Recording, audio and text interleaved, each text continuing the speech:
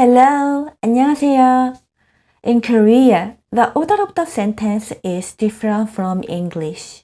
In English, usually say I eat an apple. But in Korea, the order will be I apple eat. 나는 사과를 먹어요. When we break it down further, the structure is like this. 나는 subject, subject particle, 사과를 object and object particle 먹어요. Base form verb and word ending. So basically, start with the subject, end with the verb, and everything else goes in between. Just remember that the predicate, verb, or adjective always comes last.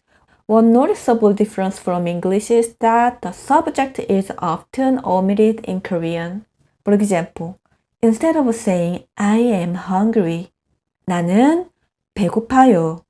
You can simply say 배고파요 without the subject. I won't go further too much grammar details. Instead, I will give you some examples to help you understand better. 나는 학생입니다. 저는 학생입니다. I am students. I, students, am. 저는 학생입니다. If I say 저, here is a more formal way to say 나, and in general it's kind of more safer way to say to anybody. 저는 학교에 가요. I go to school. I, school, go. 저는 학교에 가요. 저는 밥을 먹어요. I eat meal. I, rice, meal, eat. 나는 밥을 먹어요. 저는 밥을 먹어요. 저는 책을 읽어요. I read the book.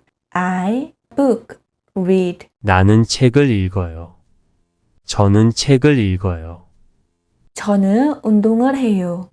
I exercise. I exercise. Do.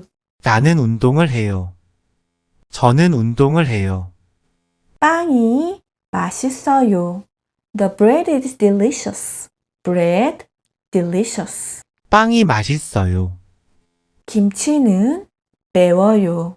김치 spicy. 김치 spicy. 김치는 매워요. You might have noticed that the particles changes, but also I will cover that later. What you need to pay attention to here is the location of the verb, which is at the end of the sentence, and the fact that the subject can be omitted. That's it for today. Bye!